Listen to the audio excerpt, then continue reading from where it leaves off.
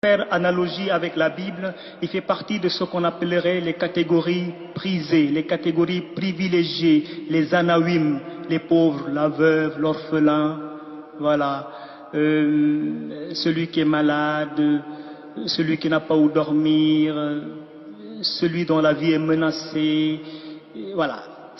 Le migrant est mis dans ces catégories-là et c'est tellement important que lorsque dans l'islam on a récolté tout l'argent et tous les biens de la zakat c'est l'aumône légale qui est différent de la petite aumône que je donne à celui qui fait la manche devant l'église, que je donne à celui qui est assis sur son tapis dans le métro, ça c'est autre chose, c'est la sadaq.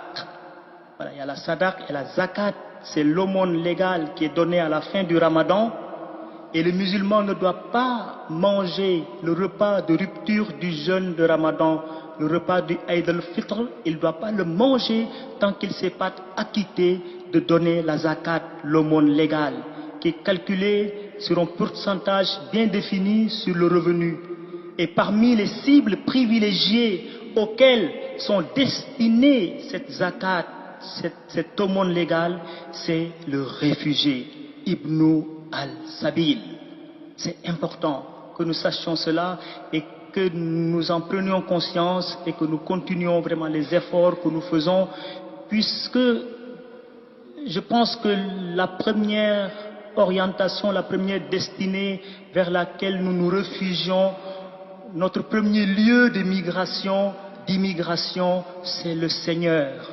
Nous nous réfugions vers Dieu. Dieu est notre refuge. Il est important dans les rencontres, à mon avis, islamo-chrétiennes, qu'on puisse camper le débat là.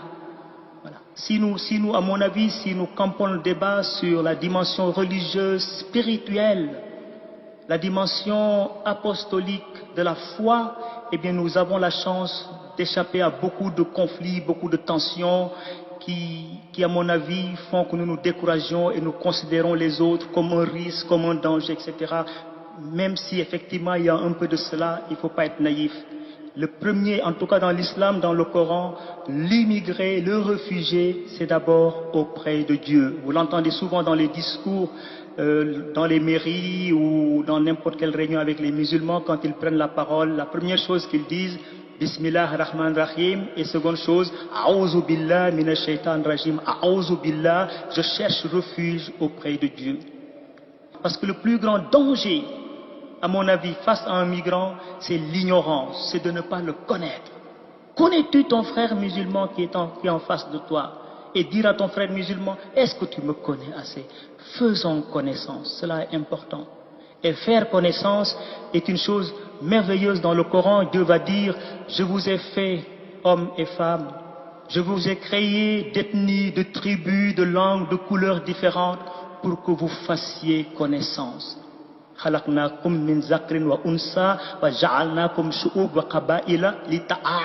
Se connaître, faire connaissance mutuelle, cela est important.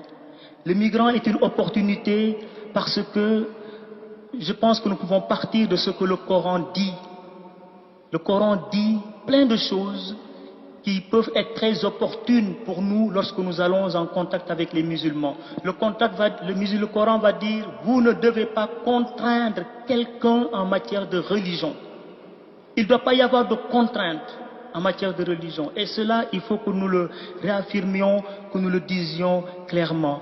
Le musulman est une opportunité parce que le musulman est invité à rentrer en dialogue, à rentrer en discussion, en débat avec l'autre frère croyant, surtout chrétien, qui est en face de lui.